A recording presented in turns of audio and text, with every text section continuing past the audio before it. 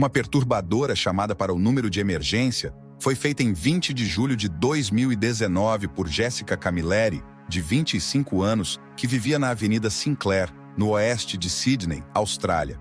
Os detetives acharam a chamada bastante inquietante, pois Jessica descreveu uma cena extremamente horrível, mas ela mesma parecia bastante calma.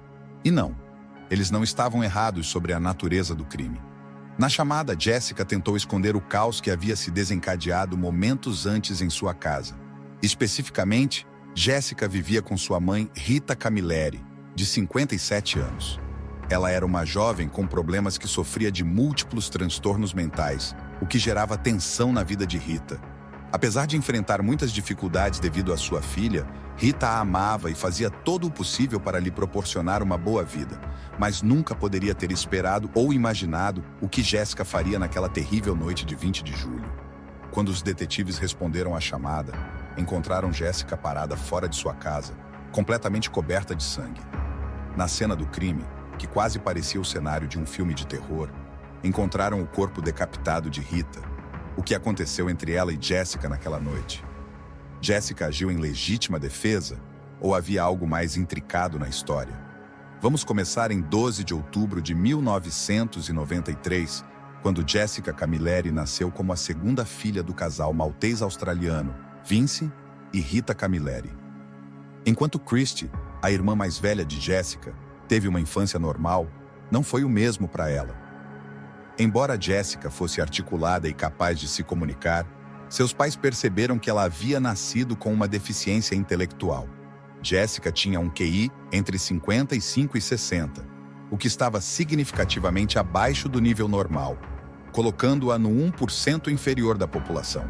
À medida que crescia, Jessica mostrou atrasos em estágios de desenvolvimento como andar, falar e coordenação. Quando começou a frequentar a escola, os professores notaram seus atrasos em leitura, escrita, matemática e linguagem. Posteriormente, os pais de Jessica descobriram que ela estava no espectro autista, o que afetava seu julgamento, a percepção dos pensamentos, sentimentos dos outros e sua capacidade de empatia. Estar anos atrás de seu grupo etário não apenas tornou a vida acadêmica de Jessica difícil, mas, como podem imaginar, também sua vida social. Passando por dificuldades mentais diariamente, Jessica começou a mostrar reações extremas de raiva, que lentamente evoluíram para um transtorno explosivo intermitente, TEI. Não era simplesmente raiva normal, tratava-se de um transtorno mental que geralmente começa aos 6 anos e se intensifica na adolescência e no início da idade adulta. Jessica não perdia o controle o tempo todo, apenas quando havia um fator estressante ou qualquer tipo de provocação. Quanto mais crescia, mais dificuldades enfrentava com atividades diárias complexas, como fazer compras, usar transporte, lidar com o banco e cuidar da casa devido ao seu autismo. Além disso, Jessica se tornava obcecada com certas coisas. Ela era fascinada por filmes de terror com cenas de violência extrema e massacres, como o Massacre da Serra Elétrica, Jogos Mortais e Olhos Famintos. Ao passar horas assistindo a filmes desse tipo, sua fascinação por sangue só se tornava mais forte. Na adolescência, infelizmente, seus pais se separaram. Vince, o pai da jovem, não queria mais ficar com Jessica e Rita devido ao ambiente hostil da casa. Ele culpou Rita pelo agravamento da condição de Jessica e disse que não conseguia disciplinar a própria filha.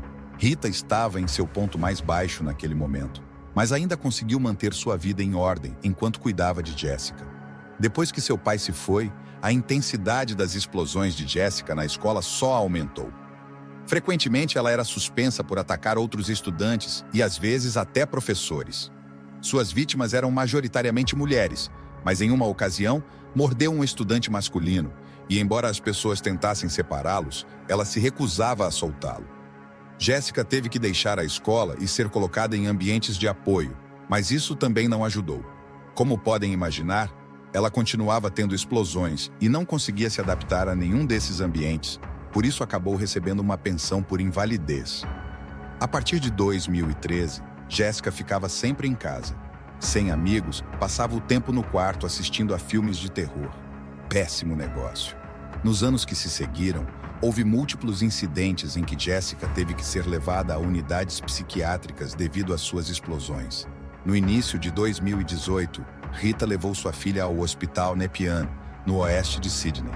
Ela ficou lá por cerca de 9 dias devido a um episódio grave de transtorno de humor. Receitaram lítio para o que suspeitavam ser um transtorno bipolar, junto com alguns medicamentos antipsicóticos, mas eles não fizeram efeito. Em várias ocasiões durante seu tempo nas unidades psiquiátricas, Jessica lamentavelmente perdia o controle de seu comportamento e acabava atacando médicos e enfermeiros. Essa atitude levou a que fosse proibida de entrar no consultório de um médico após um episódio de paranoia e agressão contra outra paciente na sala de espera. No final de 2018, Jessica recebeu medicamentos que também ajudavam a suprimir seu TEI. Embora não houvesse grandes explosões por algum tempo em 2019, o fato de lidar em medicação não significava que tivesse ganho controle sobre sua condição. Em julho de 2019, Jessica já havia feito uma quantidade razoável de sessões de terapia e consultado vários psicólogos e psiquiatras, mas houve pouco progresso notável. Sem melhora em sua condição, o estado mental de Jessica começou a piorar e na noite de sábado, 20 de julho de 2019, tudo saiu do controle. Jessica começou aquele sábado de maneira amarga, pois sua mãe estava ocupada cuidando de uma criança de 4 anos, um membro da família cujo nome nunca foi divulgado ao público. Jessica estava irritada com essa criança e queria a atenção total de sua mãe o tempo todo. Jessica e sua mãe haviam visitado Christy mais cedo naquele dia. A caminho da casa de Christy, Rita, a mãe de Jessica, a humilhou na frente de um homem que simplesmente passava por ali. A tensão já estava alta devido a esse incidente, e mais tarde, quando a criança de 4 anos chegou com Rita, só acrescentou mais combustível à raiva de Jessica. A pressão vinha se acumulando. Jessica era como um vulcão prestes a entrar em erupção. À tarde, quando todos estavam de volta em casa, Jessica pediu à sua mãe que chamasse um médico, mas quando a doutora chegou, não conseguiu suportar os tormentos de Jessica e saiu rapidamente por medo de sua vida. Jessica até a perseguiu pela entrada, mas a doutora conseguiu escapar em seu carro. Jessica e Rita jantaram, mas Jessica queria fazer outro pedido. Quando Rita não conseguiu impedir Jessica de fazer múltiplas chamadas para um restaurante, ameaçou Jessica com a ideia de enviá-la de volta a uma unidade de saúde mental. Rita começou a caminhar em direção ao telefone. Ela já tinha suportado os acessos de Jessica por aquele dia e queria chamar uma ambulância para levá-la de volta a uma unidade psiquiátrica. E foi então que o ataque começou. Em questão de segundos, Jessica enfureceu-se. Agarrou sua mãe pelos cabelos e a arrastou até a cozinha. Rita estava chorando, pedindo ajuda, tentando agarrar-se à parede para escapar das garras de Jessica. Mas Rita era uma mulher pequena em comparação com Jessica, e todos os seus esforços falharam. Ao chegar à cozinha, Jessica jogou sua mãe no chão e começou a esfaqueá-la com facas de carne, enquanto a criança de 4 anos estava em um canto e assistia ao incidente traumático. Notavelmente, o pequeno reuniu uma incrível coragem e tentou intervir. Corajosamente pulou sobre Jessica tentando detê-la, mas tragicamente acabou com um ferimento de faca na bochecha. Mais tarde, foi encontrado em um quarto coberto de vômito, claramente abalado pela experiência devastadora.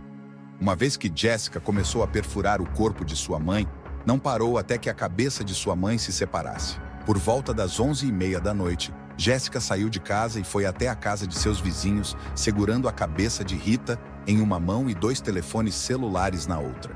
Ela jogou a cabeça fora da casa do vizinho e bateu à porta pedindo que chamassem a polícia. Segundo ela, levava a cabeça como prova. Jessica foi a outro vizinho que a ajudou a chamar a polícia com o telefone de sua mãe. Alô? Alô, é Alison da emergência policial. Acabamos de receber uma chamada deste número. Ah, sim. Preciso que enviem uma ambulância e a polícia aqui imediatamente. Qual é o endereço? Censurado. Eu preciso deles. Esta é uma situação de vida ou morte. Em que bairro ou cidade você está? Ininteligível, Sinclair. E qual é a rua mais próxima? Qual é a mais próxima? Ouça, você pode falar com o vizinho? Pode falar porque minha mão está sangrando? Sim, obrigado. Pode falar conosco? O quê? Minha coisa está quebrada. Eu não consigo. Está bem. Em algum momento da conversa, Jessica entregou o telefone ao seu vizinho. Ele falou brevemente com o operador, enquanto Jessica se ouvia murmurando ao fundo. Alô? Alô? O que aconteceu? Eu não sei, estava em casa, mas... Ela estava gritando por ajuda. E de repente eu abri a porta. Ela me disse para ajudá-la e chamar a polícia ou uma ambulância. E ela me disse que sim, que teve uma briga com a mãe dela, eu acho. De acordo. Inaudível. Ela acabou de dizer que a mãe dela tentou esfaqueá-la? Eu não sei, porque... Sim. Eu não sei. Em legítima defesa, acho que a matei. Sim, pode dizer para virem imediatamente, por favor. Sim, pode vir imediatamente, por favor. Então ela acredita que pode ter matado a mãe dela? Sim, ela disse algo assim, sim. Isso é inaudível. É onde estão neste momento? Desculpe, quem? Eu? Sim, onde você está neste momento? Eu estou. Sim. Ela está com você neste momento? Sim, ela está no pátio da frente da minha casa. De acordo, quantos anos tem a mãe dela? Quantos anos tem sua mãe? Minha mãe está morta, eu acho. Mas onde está o seu nome? 57. 57, ela não está consciente? Não. Eu a esfaqueei porque ela tentou me matar. De acordo. Você verificou se ela estava respirando? Durante toda a conversa, Jéssica permaneceu bastante persistente, afirmando que matou sua mãe em legítima defesa. Você viria comigo, por favor? Não, eu não posso ir, desculpe por isso. Uma criança de 4 anos está na casa. E a sua mãe está sangrando severamente? Não. Porque estou fora da minha casa e não posso ir até lá. Está bem. Você sabe qual é o nome da senhora? Meus dedos estão quebrados. O nome da sua mãe? Jéssica Camilleri. Esse é o nome da moça que ligou? Sim. Eu posso falar com ela? Senhora, pode me ouvir? Sim. Seu nome é Jéssica? Meus dedos estão quebrados. Ok. Minha mãe já teve o suficiente de mim porque eu admito que fui um desafio e isso vem acontecendo por meses e meses. De qualquer forma, ela já teve o suficiente de mim, me agarrou pelos cabelos e me arrastou do meu quarto até a cozinha. Ela pegou uma faca e tentou me esfaquear com ela. E eu tirei a faca dela porque pensei que ela ia me esfaquear. Então eu a esfaqueei de volta.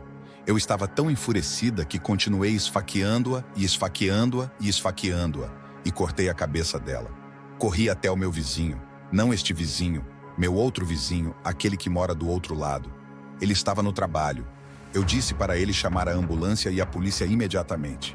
Ele ia fazer isso. Mas não havia ninguém em casa porque todos na família dele estavam no trabalho naquele momento. Então ele não foi de muita ajuda. Ele me disse que a única coisa que podia fazer era chamar a polícia e a ambulância para o meu endereço, e eu pensei que isso ia demorar um pouco. Então corri até o meu outro vizinho do outro lado, e eu estava com a cabeça da minha mãe na minha mão. Sei que isso soa louco, mas eu estava levando-a como prova para mostrar ao vizinho. Na luta e na frustração, eu não sabia o que estava fazendo. Eu cortei a cabeça dela com uma faca. Ok. Que tipo de faca era? Havia todo tipo de facas. Eram cerca de 7 facas. Eu a esfaqueei com várias das facas. Quando uma quebrava, eu pegava outra e fazia a mesma coisa. Onde estão as facas agora? Estão todas na cozinha. Há sangue por toda parte. Há sangue por toda parte. E você está fora da casa? Sim. O policial já chegou. Você quer continuar no telefone? Não, está bem. Qual é o seu número de telefone, Jéssica? Este é o número de telefone da minha mãe, mas minha mãe já não está aqui. Morreu. Está bem. Qual é a sua data de nascimento? Inaudível. Por aqui. De acordo. Vou deixar você falar com a polícia. Sim, está bem. O agente superior Anthony D'Agostino foi o primeiro a chegar à cena do crime. Ele viu Jéssica parada fora de sua casa com um vestido azul com flores. Ela estava coberta de sangue dos pés à cabeça e segurava um telefone móvel e uma garrafa de água, ambos cobertos de sangue. O detetive pressionou o botão de gravação em sua câmera corporal para capturar sua conversa com Jéssica. Ela indicou ao detetive onde estava a cabeça de sua mãe, apontando para ela. Depois, começou a perguntar se os médicos poderiam costurar a cabeça de Rita de volta e se ainda poderia ser ressuscitada. Jéssica não mostrou remorso, apenas estava preocupada consigo mesma e perguntou ao detetive se receberia a pena de morte. O detetive tentou acalmar Jéssica e pediu que ela contasse o que havia acontecido.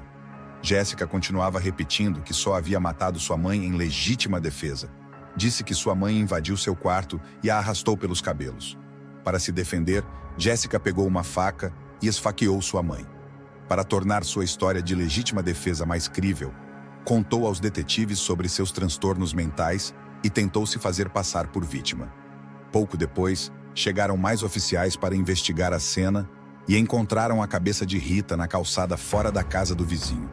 Momentos depois, encontraram o restante de seu corpo desmembrado dentro da cozinha de sua casa na Avenida Sinclair. Ao ver a cozinha ensanguentada, descreveram o crime como de uma violência e brutalidade extraordinárias. Jessica foi presa no pátio da frente da casa de seu vizinho. A polícia disse que estava ciente da família Camilleri, mas o que aconteceu naquela noite foi imprevisível e além de sua imaginação. Após uma autópsia, os detetives souberam que o corpo de Rita havia sido mutilado mesmo após sua morte. Havia mais de 100 facadas em seu corpo e ela ainda estava viva até pelo menos os primeiros 90 golpes, a maioria dos quais foram no pescoço e na cabeça. Mas isso nem foi a parte mais grotesca desse crime atroz. Parte do nariz e da língua de Rita haviam sido cortadas, e ambos os globos oculares haviam sido arrancados apenas para serem picados e esmagados. Os detetives encontraram 7 facas na cena do crime, todas as quais haviam sido usadas por Jessica para esfaquear sua mãe. Os ataques de Jessica foram tão violentos que 4 das 7 facas quebraram durante o assassinato. Na manhã após a tragédia, em 21 de julho de 2019, Jessica deu uma ideia do que realmente a levou a matar sua mãe sem piedade. Começou dizendo que já havia machucado muitas pessoas, mas nunca havia posto um dedo sobre sua mãe até a noite anterior. Quando a mãe de Jessica ameaçou enviá-la para um centro psiquiátrico, Jessica perdeu a cabeça e quis dar uma lição à sua mãe. Jessica disse ao detetive que nunca quis matá-la, mas que as coisas saíram do controle muito rapidamente. O TEI de Jessica a dominou e ela não conseguiu parar de esfaquear sua mãe. Jessica foi acusada de assassinato e seu julgamento ocorreu em dezembro de 2020 diante da juíza Helen Wilson. O júri foi informado de que o julgamento não tratava de se Jessica matou ou não sua mãe, mas sim de provar que os transtornos mentais de Jessica a dominaram e causaram um deterioro substancial em sua conduta no momento em que cometeu o crime. Em sua declaração de abertura, o promotor da coroa, Tony McCarthy, disse que Jessica tinha um longo histórico de agressões. Jessica havia incomodado e ameaçado até mesmo os membros de sua própria família, dizendo-lhes que cortaria suas cabeças com uma faca. Tony apontou que Jessica gostava de filmes de terror, especialmente aqueles que incluíam matar violentamente pessoas e desmembrar seus corpos. Ele acrescentou que Jessica tinha apenas um caso leve a moderado de deficiência intelectual. O advogado de defesa de Jessica, Nathan Steele, pediu ao júri que deixasse de lado as emoções e a simpatia e decidisse o caso com base nas evidências. Afirmou que, devido aos efeitos de suas condições mentais, Jessica tinha uma capacidade diminuída no momento em que atacou fatalmente sua mãe. Desde sua prisão, Jessica havia sido vista pelo psicólogo e professor David Greenberg, que foi chamado durante o julgamento para dar seu diagnóstico sobre Jessica. Ele disse que não encontrou sinais que indicassem que Jessica sofria de esquizofrenia ou alucinações auditivas ou visuais. O professor David apontou que Jessica não usava gestos sociais em sua comunicação, mas quando descreveu os horríveis detalhes da noite em que matou sua mãe, mostrava uma falta de emoção em seu rosto e era bastante precisa sobre os pormenores do crime. Ele também disse que Jessica tinha baixa autoestima e exibia problemas de personalidade com traços narcisistas. Com todos os cuidados adicionais com os quais cresceu, Jessica havia se tornado uma pessoa centrada em si mesma. Ela tinha um histórico de exigir atenção e, quando não recebia essa atenção, seu TEI entrava em ação. O estado de relativa calma de Jessica quando a polícia chegou não era incomum. Seu temperamento se dissipava rapidamente depois de cometer uma ofensa. Ela tinha um senso de direito, uma expectativa irracional de receber um tratamento favorável dos que a rodeavam. Quando as coisas não saíam como ela queria, ficava furiosa. À medida que Jessica Camilleri envelhecia, tornava-se cada vez mais difícil. Sua irmã disse que passava a maior parte dos dias no sofá, sem nem mesmo se levantar quando estava com sede, exigindo que sua mãe lhe trouxesse uma bebida. Em sua mente, ela acreditava que sua deficiência a tornava única e não reconhecia que os outros também tinham sentimentos e necessidades. Ela era muito sensível a críticas e frequentemente reagia com desdém ou raiva diante delas. Além de apresentar seu diagnóstico, o Dr. David Greenberg disse que a única amiga de Jessica era sua mãe, que agora estava morta. O tribunal também ouviu o testemunho da irmã de Jessica, Christy. Ela testemunhou que sua irmãzinha havia sido diagnosticada com múltiplos transtornos, incluindo dislexia e transtorno de déficit de atenção, e que havia sido severamente intimidada por outros estudantes na escola. Declarou que, quando seu pai as deixou, a condição de Jessica começou a descontrolar-se. Devido à presença de seu pai, Jessica mantinha algum controle e era relativamente disciplinada, mas tudo isso mudou pouco depois que ele abandonou a família. Durante a sentença, a juíza Wilson reconheceu a tensão entre equilibrar a necessidade de punição e sentenciar uma criminosa significativamente incapacitada. A juíza determinou que, apesar da perda de controle de Jessica, ela entendia o que estava fazendo e quão grave era. Declarou que, à luz da extrema gravidade do crime, do tremendo dano causado à família de Rita e da necessidade de proteger a comunidade de Jessica, era necessária uma sentença severa. Historicamente, isso foi o que modelou a seção 2 da Lei de Homicídios do Reino Unido. Essa seção afetou o funcionamento da lei existente em dois aspectos.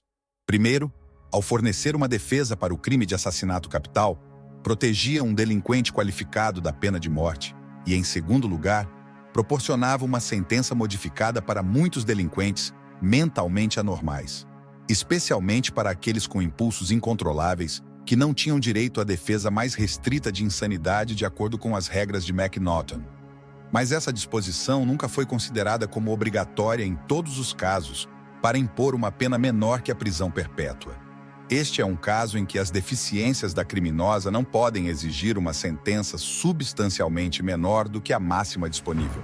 À luz da extrema gravidade deste crime, do grande dano causado e da necessidade de proteger a comunidade da criminosa, é necessária uma sentença severa. Antes de impor essa sentença, desejo estender minha simpatia e a simpatia do tribunal à irmã da criminosa e à sua família.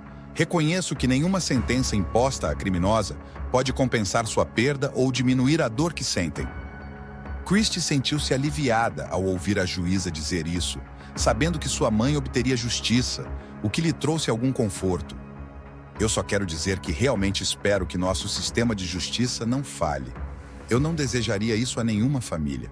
Tem sido extremamente traumático para mim, meu filho, minha família, e eu só estou tendo fé no sistema de justiça. Christy estava muito segura sobre qual seria sua relação com Jessica a partir de agora. Sim, absolutamente. Ela tinha o apoio de muitos lugares e, infelizmente, sinto que nosso sistema de saúde mental falhou com ela, falhou com minha mãe. Mas o que Jessica fez a Rita foi inimaginável. Ela não tem o apoio de nossa família. Então eu realmente não me importo com o que aconteça a ela a partir deste ponto, ou quando ela será libertada, e só espero que seja uma sentença longa para que os membros da comunidade permaneçam seguros. No final do julgamento de uma semana em dezembro de 2020, a juíza Helen Wilson considerou Jessica não culpada de assassinato, mas culpada de homicídio culposo pela morte de sua mãe de 57 anos, Rita Camilleri. Senhorita Camilleri, pode se levantar, por favor? Ininteligível. Pelo homicídio culposo de Rita Camilleri, em 20 de julho de 2019, a criminosa é sentenciada a uma pena de 21 anos e 7 meses de prisão, começando em 20 de julho de 2019 e expirando em 19 de fevereiro de 2041. O período sem possibilidade de liberdade condicional é de 16 anos e 2 meses de prisão, que expirará em 19 de setembro de 2035. Pode se sentar, senhorita Camilleri. Embora a sentença máxima por homicídio culposo fosse de 25 anos, em 12 de março de 2021, a juíza Helen Wilson decidiu dar a Jessica uma sentença comparativamente menor de 21 anos e 7 meses, e ela só seria elegível para a liberdade condicional após 16 anos e 2 meses. A juíza Helen Wilson disse que Jessica havia cometido uma grave depravação ao mutilar sua mãe de 57 anos, Rita, em julho de 2019. Também destacou o fato de que o corpo de Rita Camilleri tinha mais de 90 feridas defensivas nas mãos. Enquanto experimentava a dor extrema, Rita deve ter se sentido chocada e aterrorizada com o que sua própria filha amada estava lhe fazendo. A juíza Helen Wilson também afirmou que o pior deste crime foi que ele ocorreu na presença de uma criança de 4 anos. Agora, Jessica Camilleri passaria as próximas décadas atrás das grades na prisão de Silverwater, no oeste de Sydney, a prisão feminina mais dura da Austrália, como assassina condenada. Na prisão, a condição de saúde mental de Jessica não melhorou. Sofrendo zombarias e tormentos, ela revivia suas memórias traumáticas de sua vida escolar. Muitas vezes se metia em brigas com outras prisioneiras e, às vezes, até com os guardas. Mas as coisas ficaram sérias quando ela foi acusada de agredir 2 oficiais de prisão, causando ferimentos reais em incidentes em agosto e outubro de 2021. Os oficiais afirmaram que Jessica os agarrou pelos cabelos e só soltou quando havia arrancado um tufo de cabelo do couro cabeludo dos oficiais. Os oficiais tiveram que ser hospitalizados devido aos ferimentos. Como resultado, Jessica foi colocada em isolamento na prisão. Determinou-se que o veredicto para esses delitos seria entregue mais tarde. Em setembro de 2022, aos 28 anos, Jessica apresentou um recurso contra sua sentença no Tribunal de Apelações Criminais. Ela e sua equipe de defesa argumentaram que a perda de controle durante o ataque à sua mãe não foi devidamente considerada. Tim Game, da equipe jurídica de Jessica, disse ao tribunal que a sentença de Jessica não refletia que suas deficiências estavam à beira de serem classificadas como transtornos mentais. Além disso, argumentou que a sentença era muito severa para alguém que sofreu uma perda total de controle. Tim Game acrescentou que a juíza Helen Wilson cometeu um erro ao sentenciar Jessica, pois se concentrou em como Jessica compreendia suas ações, em vez de no fato de que 2 psicólogos descobriram que Jessica não estava no controle de si mesma durante o ataque. Ele insistiu que a juíza Helen Wilson havia cometido um grande erro ao impor uma sentença tão longa a Jessica, pois ela havia se oferecido para se declarar culpada de homicídio culposo antes mesmo do julgamento. Segundo Jessica e sua equipe jurídica, a juíza Helen Wilson fez todo o possível para concluir o julgamento rapidamente e tomou a saída mais fácil ao impor um veredicto injusto.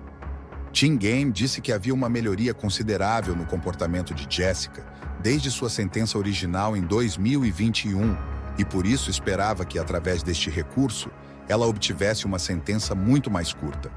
A promotoria argumentou contra o recurso e sustentou que a juíza Wilson estava certa em impor uma sentença severa pelo grave crime cometido por Jessica. Acrescentaram ainda que a deficiência mental de Jessica foi o único fator que impediu a juíza Wilson de lhe impor a sentença máxima.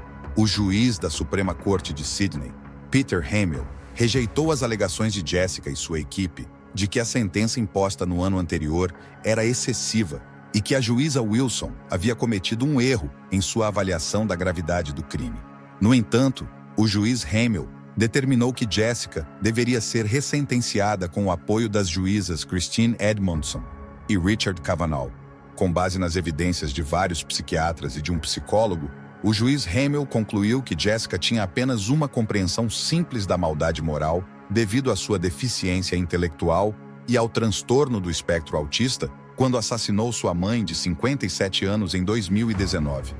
Ordenou que fosse ressentenciada a um período de prisão de 16 anos, com um período sem possibilidade de liberdade condicional de 12 anos. Embora houvesse uma redução na sentença de Jessica, o veredicto sobre o assalto de Jessica a 2 oficiais de prisão, que cometeu em 2021, foi emitido.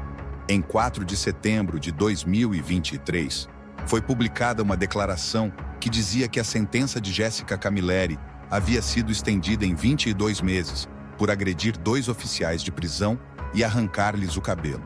A família, os amigos, os psicólogos e psiquiatras de Jessica disseram que, embora Rita tenha tido uma vida difícil, ninguém jamais esperava que ela seria tirada de forma tão trágica, e muito menos por sua própria filha, uma filha a quem Rita havia cuidado e assistido durante 25 anos. A morte de Rita afetou profundamente sua filha mais velha, Christy, que lembrou sua mãe por sua natureza altruísta e amorosa.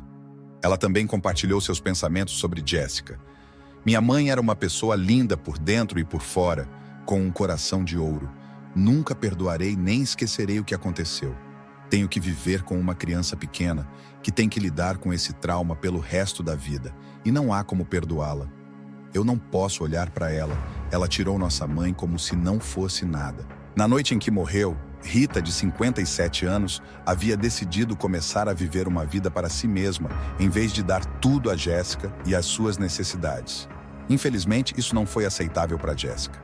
Agora, a única pessoa que realmente se importava com Jessica estava morta, sem mais ninguém para cuidar dela.